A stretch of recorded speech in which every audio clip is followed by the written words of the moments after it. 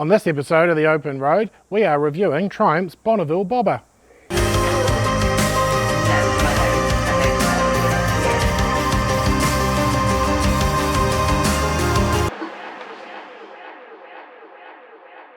The Bobber is powered by a 1200cc parallel twin, and it produces an adorable 76.9 horsepower and a redeeming 120 newton meters of torque. These are currently for sale for $23,995, and there is a special edition which will run you $32,000. But they are quite cool. So this bike is actually modelled off the Triumph Speedmaster, and I actually thought it was modelled more off the T100, but once I saw them side by side, it all made sense. I think one of the great things about this bike is it is an off-the-shelf, custom-looking motorcycle. And I guess what that means is that if you're the kind of person who wants to ride something that looks a little bit different and a little bit cool, then you can do that without having to spend a whole bunch of time and money doing something that you don't understand. You can buy this as it sits, out of the box, turn the key, and off you go to the pub.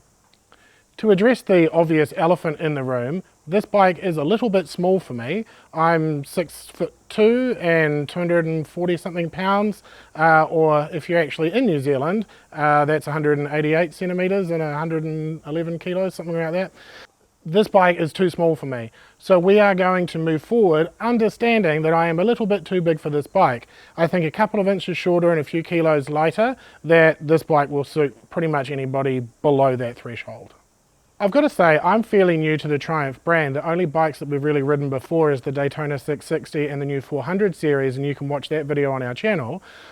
But something that's carried over to this bike, which makes me think it's brand awareness, is that they have really gone through and put so much attention to detail into making this particular bike feel really, really classic. One of the things that I personally really like about that is that instead of the key being up here on the dash like most bikes, they popped it down here.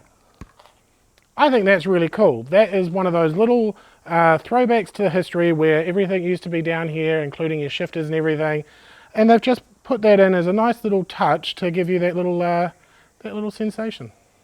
The thing that I've learned about Triumph as a brand is that the quality is probably one of the best that I've personally experienced. Everything feels really, really premium. And the other thing that I've noticed, particularly with this bike, but not exclusive to this model, is that they put a lot of time and effort into making you feel like you're on a classic motorcycle. There's a lot of bikes out there like Royal Enfield and such that create a bike that looks old but feels new, and I think that this bike in particular has absolutely nailed that. I guess the first thing that I would do is throw a set of pipes on this. It absolutely needs a bit more sound because that raw engine sound is really, really good, but I want more of it. Something that I really appreciate from Triumph is all of the parts that they're bringing to the table that they've made in-house feel really, really premium. All of the parts that they're purchasing for the bike from external factors like the brakes. Two big Brembos up the front with nice big thick discs. This stops incredibly well, and paired with those Avon tyres, it's a good package. This bike does have two riding modes, it's rain and road, and we have not even tried the rain mode. Because this does lack a little bit in the horsepower and it's made up with torque, I haven't really bothered, but I have noticed that the traction control light does come on occasionally, even in the dry, so that'll be fun. But anyway, that's enough of me yammering on. Why don't we throw on some gear and take her out for a ride? When I first saw photos of this bike, I thought it looked so cool. Once I saw it in person for the first time, which was in the back of a van when it was delivered, I actually thought, heck, this looks really, really small. Am I going to be too big for this? When I saw the photos of it, I thought this was going to be a similar size to, say, a Harley-Davidson Street Bob, or maybe a little bit smaller. But then in reality, it's actually a lot smaller than that. This is closer to the size of a Harley-Davidson Street 500, Honda Rebel, things like that. And these are bikes that I've ridden that I would say that I don't feel like this is so small compared to those that it's difficult to ride. I've had some good seat time in this, and I've ridden it around for an hour, 2 hours at a time, and it's been absolutely fine. I wouldn't say that it's too cramped. It just looks like that when I look at myself in the reflections riding past shop windows and things like that. And I guess that Sort of brings me to the geometry of this bike, because we've got a very low seat because it's that whole chop down idea. We've got mid controls, which my feet are a little bit too big for, and my heels kind of sit on the exhaust a little bit unless I arch the foot of it. But then with the handlebars being really low, this kind of feels like what I imagine that Batman motorcycle from the Christian Bale movies feels like riding.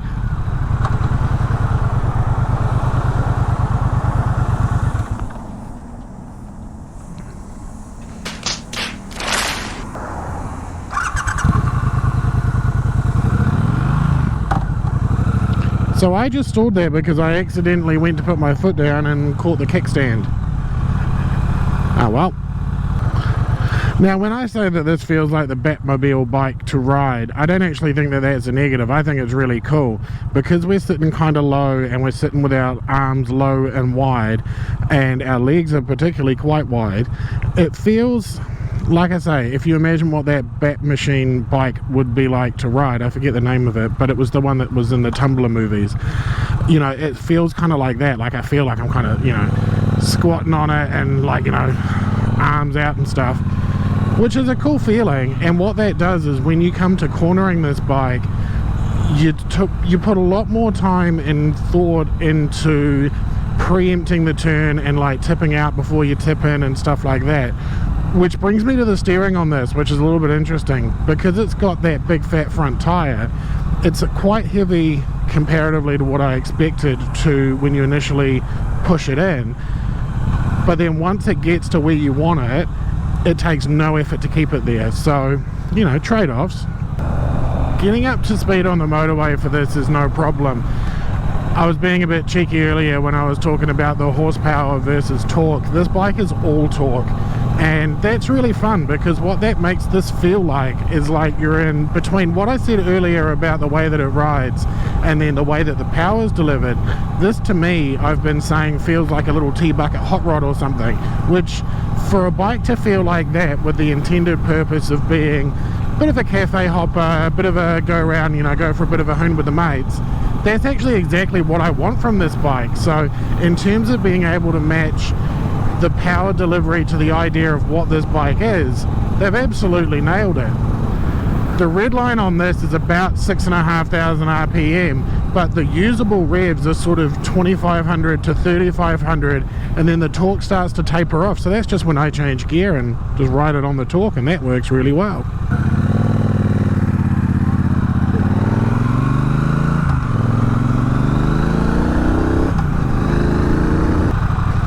A lot of the time with these review bikes, I kind of go off people's reaction, and in the last video for the Hayabusa, that got a lot of reactions. I would say for this bike, it's very specific as to the type of people that are reacting to this, and a lot of it is people that probably owned Bonnevilles back in the day, and they recognize the design language, because that's one cool thing about this line of bikes from Triumph, is that they have really stayed true to the original design language and history and aesthetic of what the Bonneville was, and they're just keeping it going and making it better. Something that can't be denied about this bike, unfortunately, is the ride.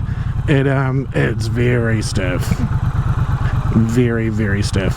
I guess between lowering it and getting it to sit the way that they wanted it to, they did run out a bit of a suspension travel from the bike that this is derived from, and the trade-off was ride comfort.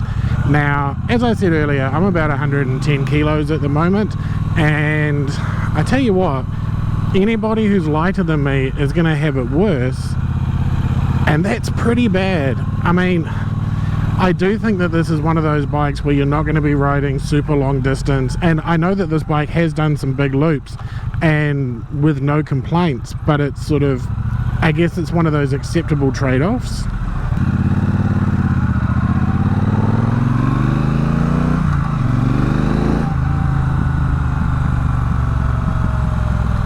I really wish this had a good exhaust on it. It would make this such a much more pleasurable experience. I have found that this bike scrapes pretty quick to the turning lean angle. Not stellar, and considering you're probably going to be going around tight alleyways and stuff, or tight street turns as opposed to the big open road turns. You know, again, it's one of those trade-offs where if you want to look cool, as this very much does, then you're going to get some trade-offs. I actually really like this. I didn't know how to open this, and then I realized that there's a key under it. Like, it's the little things, right?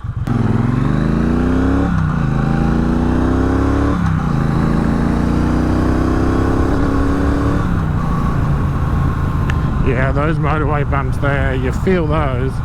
Cruising on the Auckland motorway at 80 kilometers an hour, we're doing 2200 RPM, and it's not a bad place to be.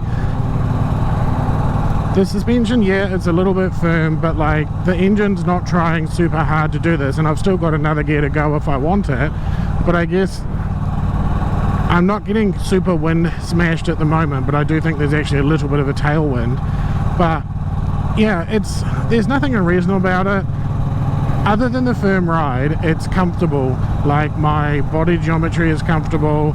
I'm sitting mostly on my backside. I'm not really putting any weight on my wrists, which is great. I am sitting a little bit upright, which is gonna catch a bit more wind, but I'm sure you can hear through the helmet. It's actually not that bad. But again, it's a stunning day here in Auckland City. As I understand it, there are two models of this engine. One is tuned for torque, one is tuned for horsepower, and they put the horsepower one in some of the other ones like the Thruxton and stuff. I don't know if that's 100% true, but that's what I was told by someone who owns a Thruxton, so if that's bad information, go tell Rowan.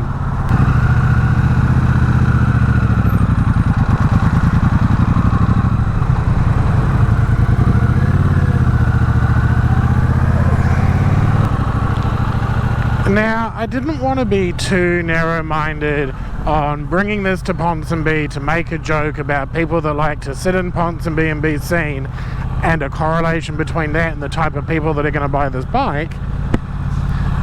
And I want to make that less because we tend to come and hang out here quite a bit. We like that bar, we go there for ice cream, so I can't really criticize.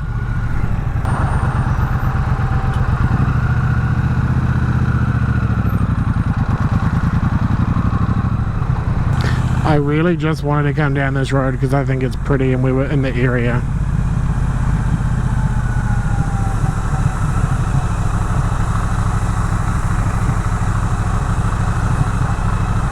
But I guess my personal takeaway on this bike is that it's highly possible that this could be your only bike. I wouldn't have this as my only bike because I don't think that it is geared enough towards the type of riding that I like to do. But if you're the kind of person who's just, you know, maybe the only thing you do is come to every Sunday, and you come and you have your coffee and you've got your bike and you get your gear on and you go, yep, I'm going to go see the boys, talk bikes, have a coffee, whatever, then yeah, I mean, this is going to be great for getting around anywhere within a sort of 50 to 100 kilometer radius. Does that super good. Like, it does the high speed well, it does the low speed well. It's very fun to ride around the city and stuff like that.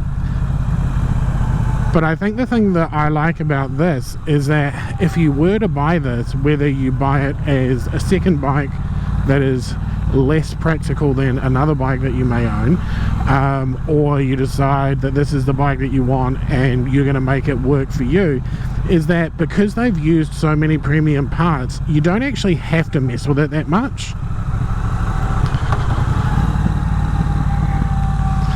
For example's sake, if I were to own this bike, the only thing that I would really do in the very short term is bars that are a little bit more forward and a bit more rise, and pipes, because I want to hear this great little motor.